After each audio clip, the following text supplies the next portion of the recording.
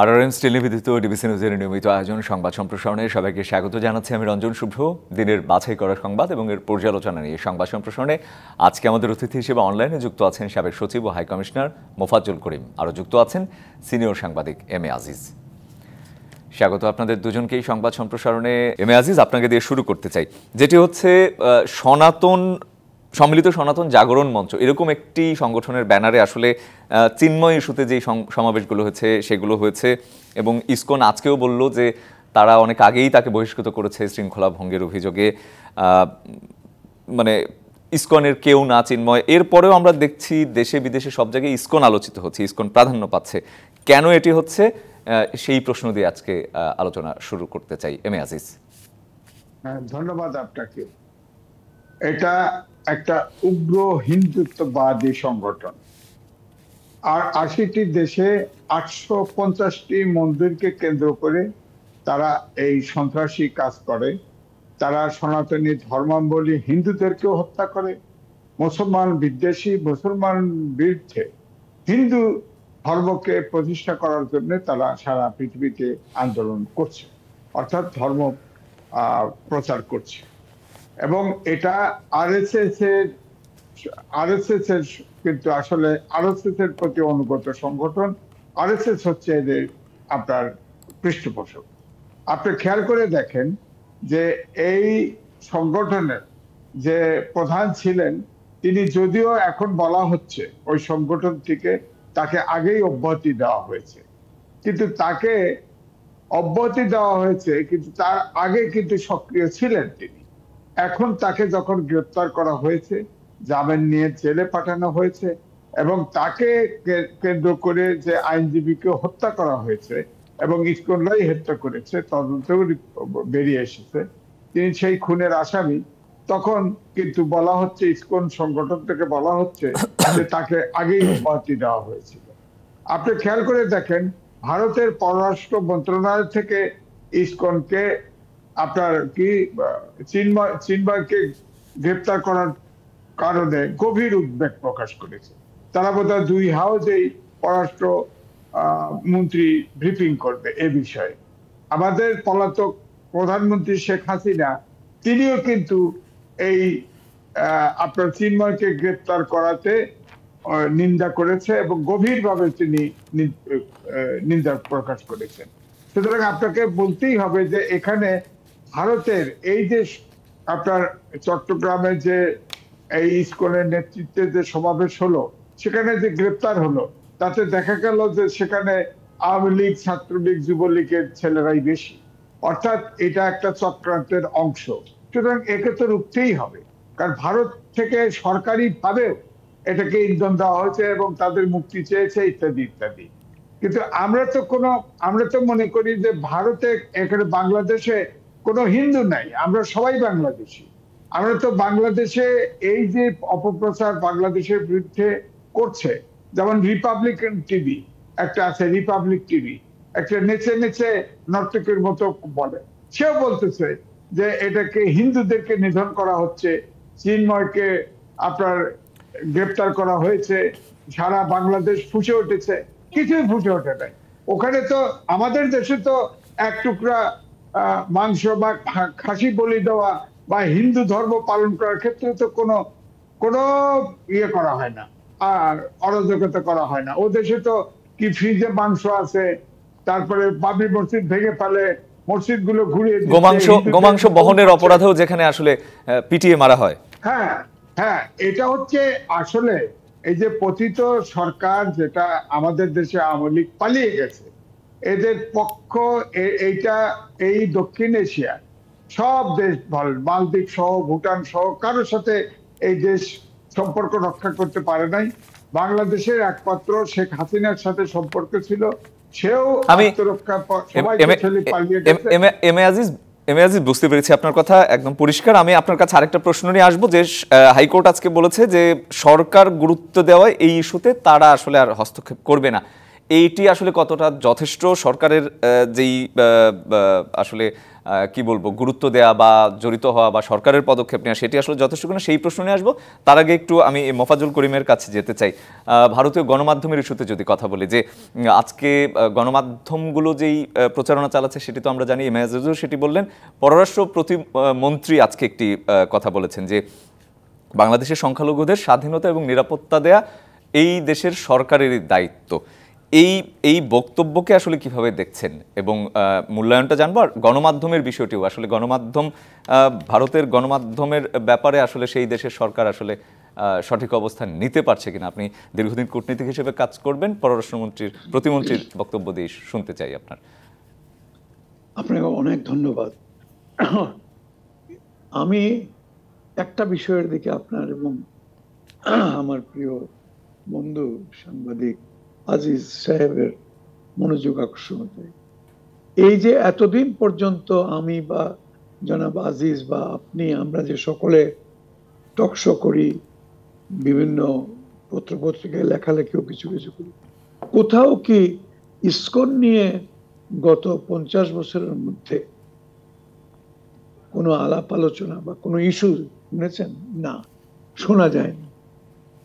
আজকে শতকরা 99 জন লোক জিজ্ঞেস করতেছে ইসকনটা কি, খায় না মাথায় দেয় না কি? এটা হঠাৎ করে ইসকনের এই আবির্ভাব হলো কেন? টাইমিংটা দেখুন। একটা ইস্যু বানাতে হবে। ইস্যু বানানোর জন্য এই চিন্ময় বাবুকে তিনারা পছন্দ করে নিয়েছেন এবং তারপরে এটাকে একটা আন্তর্জাতিক ইস্যু করার চেষ্টা করা হচ্ছে। কিসের সঙ্গে? এটা টাইমিংটা লক্ষ্য করুন। এই যে 3 মাস আগে যিনি পালিয়ে গেলেন, আমাদেরকে শোক সাগরে ভাসাইয়া কোট আনকোট চলে গেলেন, ইনি শোক সাগর ভাসাইয়া, আজিজ ভাই বলছি এই জন্যে যে এমন রত্ন তো আর বাংলাদেশ বোধহয় পাবে না, এই জন্য শোক সাগরে ভাসা। যাই হোক, এর পরেই একটা একটা করে ইস্যু সৃষ্টি করা হবে। এখন হাতের কাছে ইসকন পেয়ে ইসকনকে দিয়ে, এবং আমি আরো অবাক হলাম আজকে, আপনারাও বোধহয়, ইসকনের এখন যারা কর্তা ব্যক্তি তারা বললেন যে চিন্ময়, আরে না, তাকে তো অনেক আগেই বহিষ্কার করা হয়েছে এবং তিনি এখন কোনো কিছুতে নাই। অথচ ভারতের সরকার, গণমাধ্যম সবাই ইসকনের সম্বন্ধে কথাবার্তা বলে গলা ফাটাচ্ছে। আশ্চর্য ব্যাপার। যদি ইস্যুই বানাতে হয় তাহলে একটু আগে ভালো করে জেনে শুনে নাও। এটা এই যারা ইসকন নিয়ে কান্নাকাটি করতেছে ইন্ডিয়াতে, গণমাধ্যম বলুন আর পররাষ্ট্র দপ্তরই বলুন, তারা কি এখন একটা লজ্জার মুখোমুখি হচ্ছে না যে তোমরা এমন ব্যক্তিকে নিয়ে কথাবার্তা বলতেছো যার সঙ্গে ইসকনের এখন কোনো সম্পর্কই নেই? আচ্ছা, দ্বিতীয়ত, বাংলাদেশে সাম্প্রদায়িক সম্প্রীতির জন্য বাংলাদেশের সুনাম বিশ্বজোড়া। আমি কিছুদিন তো কূটনীতি দায়িত্ব পালন করেছি, আমি বিদেশেও দেখেছি না, বাংলাদেশের কূটনীতি বলুন আর যে নীতি বলুন না কেন, বাংলাদেশ নাগরিকদেরকে সমান চোখে দেখে। এখানে অমুক হিন্দু, অমুক মুসলমান, অমুক বৌদ্ধ, খ্রিস্টান, অমুক কিছু এরকম নয়। এটা সর্বজনবিদিত এবং এখানেও তাই। এখন যেটা করা হচ্ছে এটা যোগসূত্র আর কিছু না। এই যে দলটি এখন খাতের মধ্যে পড়ে গেছে এবং যে দলের নেত্রী এখন পলাতকা, সেই তাদেরকে ওই খাত থেকে তোলার জন্য বিভিন্ন ইস্যু বানাতে হবে, নানাভাবে চেষ্টা করছে এবং সর্বোপরি আন্তর্জাতিকভাবে বাংলাদেশকে হেয় প্রতিপন্ন করা। তবে এটা সফল হবে না। জি, আমরাও তাই চাই। সাম্প্রদায়িক সম্প্রীতি বজায় থাকুক। ফজল করিম, আমি আপনার কাছে যাব। আমি বলে এসেছিলাম একটু আগেই যে এম এ আজিজ, আপনার কাছে আমার প্রশ্ন থাকবে যে সরকারি হস্তক্ষেপ আসলে যথেষ্ট কিনা। হাইকোর্ট বলে দিয়েছে যে সরকার যেহেতু গুরুত্ব দিচ্ছে তারা আর হস্তক্ষেপ করবে না। কি বলবেন এই মন্তব্যের ব্যাপারে? হ্যাঁ, ধরেন এই মন্তব্য বলে জেএমপি কে তো বাংলাদেশ সরকার নিষিদ্ধ করেছে। এটা একটা সন্ত্রাসী সংগঠন, এটা একটা হিন্দুত্ববাদী সংগঠন। এটা কিন্তু হিন্দু সংগঠন না, হিন্দুত্ববাদী সংগঠন। বাংলাদেশে সনাতন ধর্মাবলম্বী তাদের সব মন্দির তারা দখল করেছে। বাংলাদেশের সকল জেলায় তাদের মন্দির আছে, সেখান থেকে এই সন্ত্রাসী ট্রেনিং দেওয়া হচ্ছে, সন্ত্রাস সে সন্ত্রাসী হিন্দুদেরকে উদ্বুদ্ধ করা হচ্ছে। এবং এই মুহূর্তে যেটা মফজল ভাই ভালো বলছেন যে আগে তো এই ইসকন হঠাৎ করে গুরুত্ব পাওয়া শুরু করলো কেন, আলোচিত হওয়া শুরু করলো? এটার কারণটা একটাই, যে আমাদের যে পতিত সরকার প্রধান শেখ হাসিনা পালিয়ে গেছেন, তাকে এই দেশে ফিরানোর জন্য একের পর এক প্রতিবিপ্লব করার চেষ্টা করছে, সবটাই ফেল করে। এখন ওই হিন্দু ইস্যু, এটাকে ইসকনকে হিন্দু ইস্যু করে সারা পৃথিবীতে প্রমাণ করার চেষ্টা করছে যা এই বাংলাদেশে হিন্দু দমন হয়, হিন্দুদেরকে অত্যাচার করা হয়। এই সরকার বাংলাদেশ হিন্দু বিদ্বেষী, অথচ ভারত কিন্তু সবচেয়ে বিদ্বেষী। ওখানে 25 কোটি মুসলমান আছে, তারা প্রত্যেকটা নাগরিক কিন্তু পরবাসী ওই দেশে, এবং তারা কোনো স্বাধীনতা তাদের নাই। অথচ আমাদের দেশে হিন্দুরা, আমার মনে হয় আমরা যতটা ভাই ভাই এবং আমাদের যে সম্পর্ক, এই যে ধরেন আপনার 5 তারিখে অভ্যুত্থানের পরবর্তী যে প্রচারণা শুরু হয়েছিল, ওটা কিন্তু আর শুরু করে হালে নাগাল পাচ্ছে না। কারণ কয়েকটি ইন্টারন্যাশনাল টেলিভিশন, আন্তর্জাতিক টেলিভিশনও কিন্তু অনুসন্ধানী রিপোর্ট করেছে। সেগুলো ছিল যে হিন্দু রাজনীতি করতো, এমপি হতো, বুঝতে পেরেছি, তার বাসায় এরকম মুসলমানের বাসায় হয়েছে। সুতরাং আমাদের দেশে কোনো ধর্মীয় বিভেদ নাই, আমরা সবাই বাংলাদেশি, হিন্দু, বৌদ্ধ, খ্রিস্টান, বাংলাদেশি, সব মুসলমান, সব বাংলাদেশি। এম এ আজিজ, ধন্যবাদ। শুনবো নিশ্চয়ই দুজনের কাছ থেকে। একটা বিরতির সময় হয়ে গেছে আমাদের। আরআরএন স্টিল নিবেদিত সংবাদ সম্প্রসারণে নিচ্ছে একটা বিরতি, ফিরছি শিগগিরই সঙ্গে। বিরতির পর আবারও স্বাগত আরআরএন স্টিল নিবেদিত সংবাদ সম্প্রসারণে। আজকে অনলাইনে যুক্ত আছেন মোফাজ্জল করিম এবং এম এ আজিজ। আমরা কথা বলছিলাম ইসকন ইস্যুতে, চিন্ময় ইস্যুতে। আমি সেই প্রসঙ্গেই আবারও একটু মোফাজ্জল করিম আপনার কাছে যেতে চাই, যেটি হচ্ছে যে ছাত্র জনতাকে ধৈর্যশীল হতে বলা হচ্ছে, রাজনৈতিক দলগুলোও বলছে, নানা বক্তব্য দিচ্ছে, এবং আজকে আমরা দেখলাম যে উপদেষ্টা মাহফুজ আলম তিনিও রাজনৈতিক দলগুলোর কাছে সহায়তা চাইলেন। আমার প্রশ্ন থাকবে, প্রশাসন তো কাজ করবেই, সেটি আমরা সবাই চাই, কিন্তু এর বাইরে রাজনৈতিক দলগুলোর আসলে কি করণীয় আছে বা তারা কি করতে পারে, করছে কিনা, সেই ব্যাপারটা একটু শুনবো আপনার কাছে। এটা খুবই জরুরি একটা প্রসঙ্গ আপনি উত্থাপন করেছেন। দেখুন, প্রশাসন কাজ করে সরকারের নির্দেশ মতো, সরকারের পলিসি মতো, সবই ঠিক আছে। কিন্তু যে যাই করুন না কেন, প্রশাসন বলুন, রাজনৈতিক দল বলুন, সবার কিন্তু শক্তিমত্তার উৎস একটাই, সেটা হচ্ছে জনসাধারণ।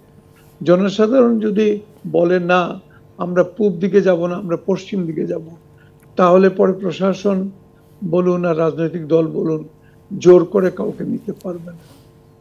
অতএব প্রশাসনের উচিত হবে রাজনৈতিক দলগুলোর সঙ্গে আলাপ আলোচনার সঙ্গে তাদের মতামত নিয়ে, তাদের সাহায্য সহযোগিতা নিয়ে। কারণ যখন একজন এসপি সাহেব বা ডিসি সাহেব বা ইউএনএ সাহেব জনগণের উদ্দেশ্যে কিছু বলেন, তখন জনগণ আবার চট করে মাথা ঘুরিয়ে তার নেতার দিকে তাকায়। সে যে রাজনৈতিক দলের সমর্থক বা যাকে সে ভোট দেয় বা দেবে, যদি ভোট দেওয়ার সৌভাগ্য হয়, তখন তার দিকে তাকায়, তাকিয়ে বলে যে কি ডিসি সাহেব যেটা বলছে এটা কি ঠিক। তো অতএব জনগণের কাছে যদি যেতে হয়, এবং জনগণ ছাড়া তো কোনো কিছুই বাস্তব।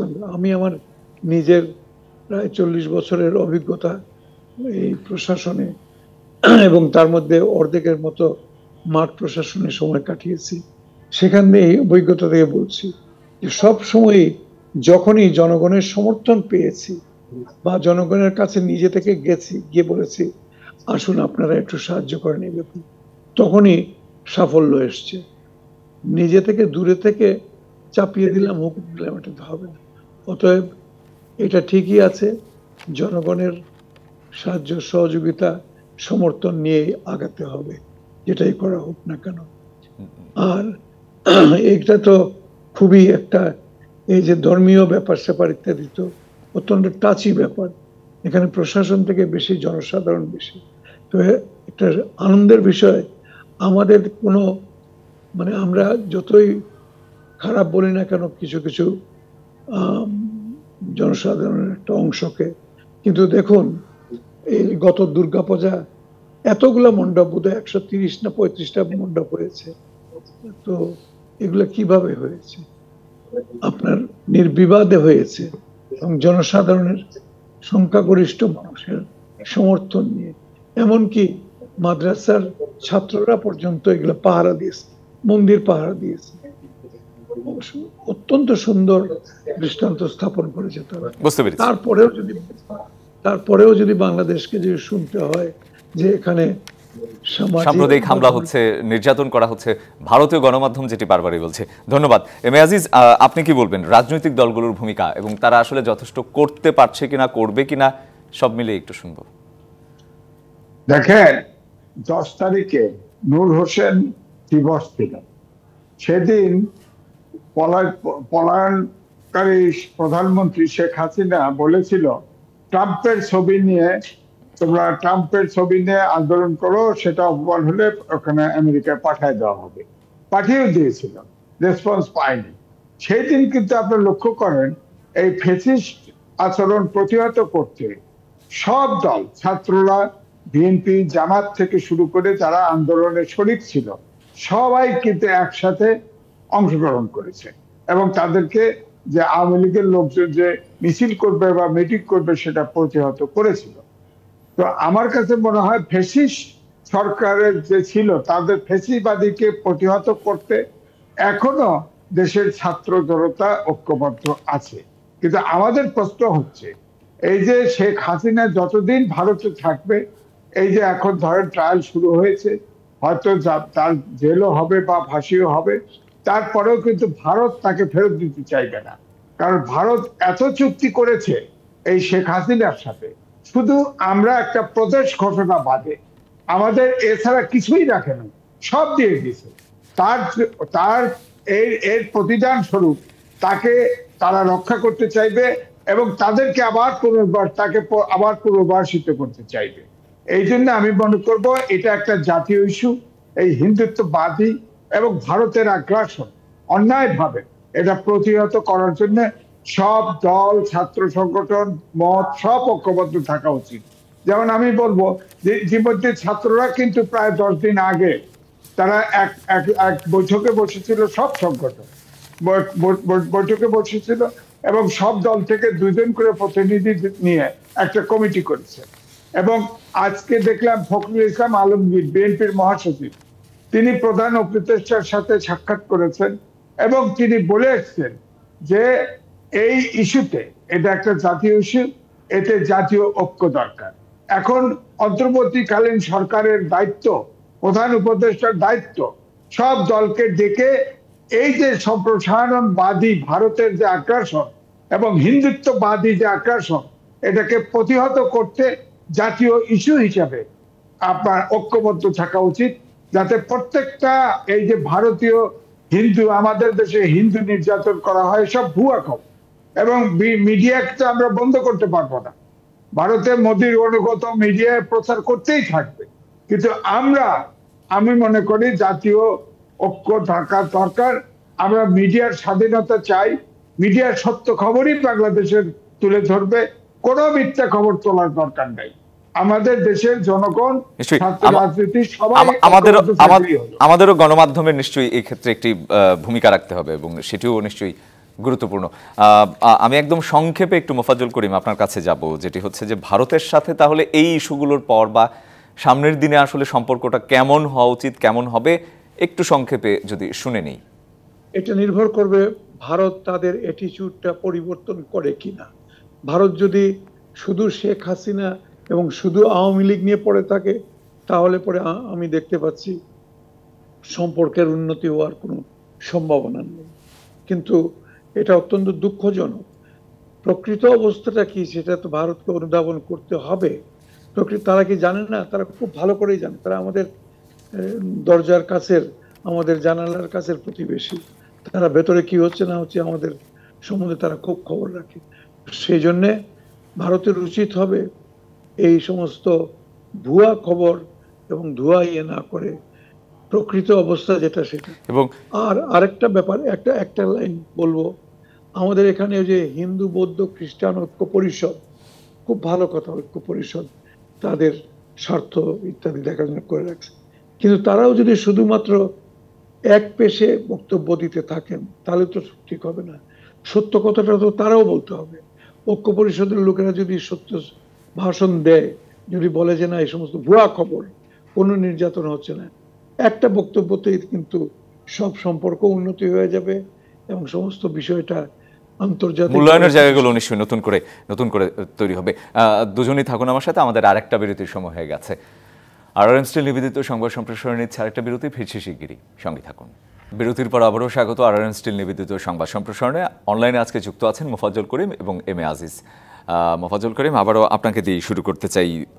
দুর্নীতির যে শ্বেতপত্র সেটি রবিবার হস্তান্তর করা হবে। আমরা যেটি জানি যে বিগত সরকারের আমলে যেটি সবচেয়ে বেশি আলোচিত হয়েছে সারা দেশ জুড়ে, তখনও আলোচিত হতো, সরকার পতনের পর থেকে ব্যাপকভাবে যেটি আলোচিত হচ্ছে আর্থিক খাতে অনিয়ম দুর্নীতি, এবং যেটি বলা হচ্ছে ব্যাপক পরিমাণে হয়েছে। আমরা নানা ধরনের এর আগেও বিভিন্ন প্রতিবেদনে দেখেছি লুটপাটে গড়া হয়েছে, এবং যেটি বলা হচ্ছে যে আজকে শ্বেতপত্র আসলে তৈরি করার যে কমিটি, সেই শ্বেতপত্র কমিটির প্রধান দেবপ্রিয় ভট্টাচার্য তিনি একটি কথা বলেছেন যে লুটপাটে গড়া সম্পদ জনগণকে ফেরত দিতে হবে, এবং না দিলে সেটি কিসের বিপ্লব, এরকম প্রশ্ন তুলেছেন। আমার প্রশ্ন থাকবে আপনার কাছে যে এই শ্বেতপত্রের পরে সেই আর্থিক দুর্নীতি ভেতর থেকে অর্থ উদ্ধার করে সেটি আসলে ফিরিয়ে দেওয়া বা উদ্ধার করাই কতটা চ্যালেঞ্জ এই সরকারের জন্য? আমি যেটা বলছিলাম, সরকারের নিশ্চয়ই সদিচ্ছা আছে, যে যে কথাটা তারা বলেছেন যে জনগণের যে টাকা লুটপাট করা হয়েছে এটা তারা, বা যেটা পাচার করা হয়েছে এটা ফেরত দিবেন জনগণকে, এটা আমি বিশ্বাস করি যে সম্ভব। তবে হ্যাঁ, যে পদক্ষেপগুলো নেওয়া হয়েছে আমি তো মনে করি ঠিকই আছে। দেবপ্রিয় বাবু বেশ তাড়াতাড়ি কিন্তু তার রিপোর্টটা জমা দিয়েছেন। এটা একটা দৃষ্টান্ত হয়ে থাকা উচিত, কারণ বিষয়টি অত্যন্ত জটিল এবং গুরুত্বপূর্ণ। এই বিষয়ে যে তিনি এত দ্রুত তার কাজটা শেষ করে সরকারের হাতে প্রতিবেদন দিয়েছেন, এটা নিশ্চয়ই একটা দৃষ্টান্ত। তো যাই হোক, এটা পারা যাবে যদি সবাই যদি সহায়তা করে, বিশেষ করে প্রশাসনিক সহায়তা যদি হয়, এখানে সবাই যদি তার যার নির্দিষ্ট ভূমিকাটা পালন করেন, তাহলে এটা সম্ভব, টাকাটা ফেরত আসবে। আর সবচেয়ে বড় কথা হচ্ছে যে টাকা বিদেশে পাচার করা হয়েছে, তো হাজার হাজার কোটি টাকা, সেইটা আনার জন্যে প্রচেষ্টা, যেটা এটাকে আমি জানি না কতটুকু সফল তারা হবেন তাদের সীমিত সময়ের মধ্যে, তবে অন্তর্বর্তীকালীন সরকার এই বিষয়টা নিশ্চয়ই গুরুত্ব সহকারে এবং যথাসম্ভব দ্রুত এটা শুরু করে দিবেন, অন্তত যাতে করে প্রক্রিয়াটা চালু হয় এবং বিদেশের আমাদের বন্ধু রাষ্ট্র যারা আছে তাদের সহায়তায় নিশ্চয়ই এটাও ফেরত আনা সম্ভব হবে, হয়তো একটু সময় সাপেক্ষে। জি, এম এ আজিজ, আপনার মন্তব্য একটু শুনবো যে আসলে এইটা আসলে কতটা চ্যালেঞ্জিং এই সরকারের জন্য, পারবে কিনা ব্যবস্থা নেওয়াটা। কারণ এর আগেও আমরা দেখেছি যে দুর্নীতি নিয়ে নানা কথা হয়েছে, গণমাধ্যমের প্রতিবেদন এসেছে, কিন্তু দুর্নীতি কিন্তু আসলে কমেনি। এই সরকার আসলে এই স্বল্প সময়ে পারবে কি? দেখেন, এটা আসলে কঠিন, এই স্বল্প সময়ে সম্ভব না।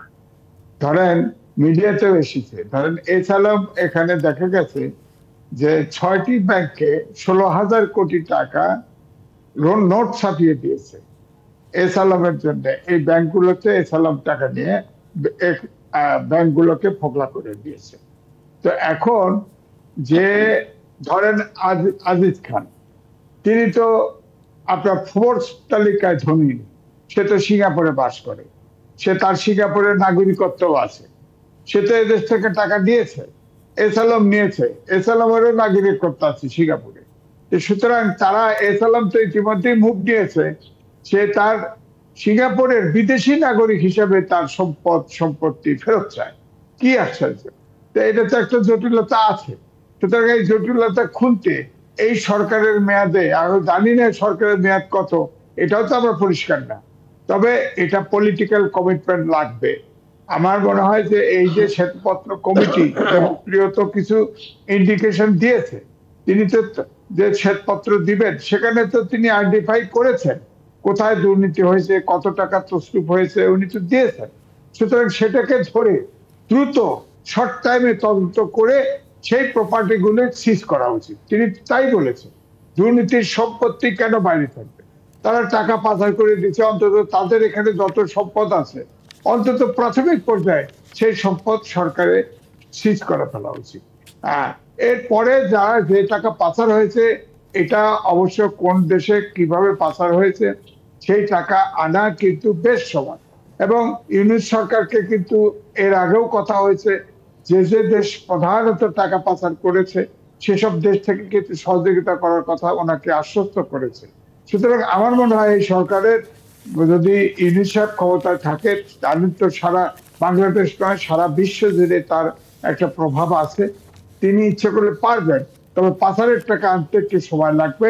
তবে এই দেশে যারা দুর্নীতি করে তাদের যে প্রপার্টি গড়ে তুলেছে সেই সম্পদ আপনার মনে হয় খুব দ্রুতই সম্ভব, এই সরকারের পক্ষেই সেই সব সম্পদ বাজেয়াপ্ত করা সম্ভব। এবং যেটি বলা হচ্ছে যে বাজেয়াপ্ত করে সেটি আসলে জনগণকেই এক ধরনের ফিরিয়ে দেওয়ার। আমরা একদম শেষ দিকে চলে এসেছি। মাহফুজুল করিম, আপনি একদম সংক্ষেপে কিছু যুক্ত করবেন কিনা এই ইস্যুতে? আমি একটু অন্য প্রসঙ্গে জাস্ট দুটো কথা বলব। দেখুন, সরকারের বর্তমান সরকারের অন্তর্বর্তীকালীন সরকারের এতগুলো শুভ প্রচেষ্টা, আন্তরিক প্রচেষ্টা, এগুলো সবই কিন্তু সাধারণ জনসাধারণের, সাধারণ মানুষের কাছে এগুলো প্রশ্নবিদ্ধ হয়ে যাবে বা যাচ্ছে। কি জন্যে? মাত্র দুটো কারণে। একটা হচ্ছে মূল্যস্ফীতি। মূল্যস্ফীতিতে আর যাই হোক এখন পর্যন্ত সেটির দিকে নজর দিতে হবে। আরেকটি কারণ, একদম শেষ দিকে চলে এসেছি। ও আচ্ছা, ঠিক আছে। আর এটা একটা, আরেকটা হচ্ছে আইন শৃঙ্খলার জন্য কঠোর হতে হবে। অবশ্যই আইন শৃঙ্খলা পরিস্থিতি নিয়ন্ত্রণ করা। একদম শেষ দিকে চলে এসেছি। দুজনকে অসংখ্য ধন্যবাদ আমার সাথে আজকে যুক্ত হওয়ার জন্য। এই ছিল RRM স্টিল নিবেদিত সংবাদ সম্প্রসারণে। বিবিসির সঙ্গে থাকুন।